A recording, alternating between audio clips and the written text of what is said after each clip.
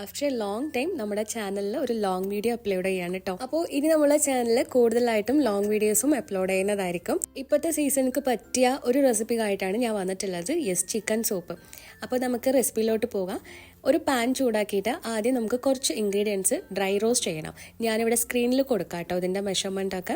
ഇനി ഇതൊരു സൈഡ് ചൂടാറാൻ വേണ്ടി വെക്കാം കേട്ടോ. ഇനി നമുക്ക് ഒരു കുക്കറിൽ നല്ലെണ്ണ ഒഴിച്ചു കൊടുക്കുക. ഞാനിപ്പോൾ ഇവിടെ സൺഫ്ലവർ ഓയിലാണ് എടുത്തിട്ടുള്ളത്. നല്ലെണ്ണയാണ് കുറച്ചുകൂടെ നല്ലത്. ഇനി ഇതിലോട്ട് 15 ചെറിയ ഉള്ളി ഇതുപോലെ ചെറിയ കഷ്ണങ്ങളാക്കി ആഡ് ആക്കാം. ഇനി 3 ടേബിൾ സ്പൂൺ ഇഞ്ചി വെളുത്തുള്ളി നല്ലോണം ചതച്ചിട്ട് ആഡ് ആക്കണം കേട്ടോ. ഇതിൻ്റെ കൂടെ വേണമെങ്കിൽ നമുക്ക് ഒരു പച്ചമുളകും കൂടി ചതച്ച് ആഡ് ആക്കാം, പക്ഷെ ഞാൻ ചെയ്തിട്ടില്ല.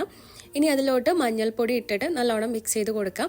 ഇതൊന്ന് സോട്ടേ ചെയ്ത് വരാൻ വേണ്ടിയിട്ട് കല്ലുപ്പ് ആവശ്യത്തിന് ഇട്ട് കൊടുക്കാം കേട്ടോ. ഇനി കുറച്ച് കറിവേപ്പിലയും കൂടി ആഡ് ആക്കിയിട്ട് നല്ലോണം മിക്സ് ചെയ്ത് വിടാം. പ്രത്യേകം ശ്രദ്ധിക്കുക, നമുക്കിതിൽ ചെറിയുള്ളി തന്നെ വേണം കേട്ടോ. വലിയുള്ളി ചെയ്ത് കഴിഞ്ഞാൽ നമുക്ക് ടേസ്റ്റിൽ നല്ല വ്യത്യാസം ഉണ്ടാകും, അത്രയ്ക്ക് എഫക്റ്റ് ഉണ്ടാവില്ല. ഇനി കഴുകി വൃത്തിയാക്കി വെച്ചിട്ടുള്ള ചിക്കന്റെ ബോൺ പീസസ് ആണ് ഞാൻ ആഡ് ആക്കുന്നത്. ഒരു 1/4 കിലോഗ്രാം എടുത്തിട്ടുണ്ട്. ഇതൊക്കെ ഒന്ന് ചിക്കനായിട്ട് കമ്പൈൻ ചെയ്യുന്നത് വരെ ഒന്ന് ഇളക്കി കൊടുക്കാം. ഇനി ഇതിലോട്ട് മീഡിയം സൈസ് തക്കാളി ഇട്ട് കൊടുക്കുന്നുണ്ട്.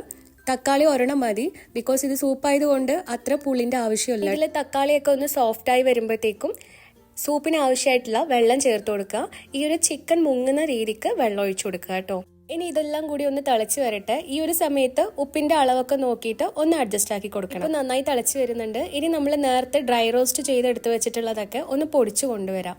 കണ്ടില്ലേ, ഇതുപോലെ കുറച്ച് തരിതരിപ്പായിട്ട് തന്നെ പൊടിച്ചാൽ മതി കേട്ടോ, നല്ല പൗഡർ ആക്കണ്ട. ഇനി ഇതിന്ന് 2 ടേബിൾ സ്പൂൺ എടുത്തിട്ട് നമ്മൾ ഇതിലോട്ട് ആഡ് ചെയ്ത് കൊടുക്കാം. ഇനി ഈ ഒരു പൗഡർ ലാസ്റ്റ് 1 സ്പൂണൊക്കെ ബാക്കി ഉണ്ടാകും, അത് ആവശ്യം ഉണ്ടാവും കേട്ടോ. ഇനി ലിഡ് ക്ലോസ് ചെയ്ത് 6 വിസിൽ വരുന്ന വരെ ഒന്ന് വെയിറ്റ് ചെയ്യാം.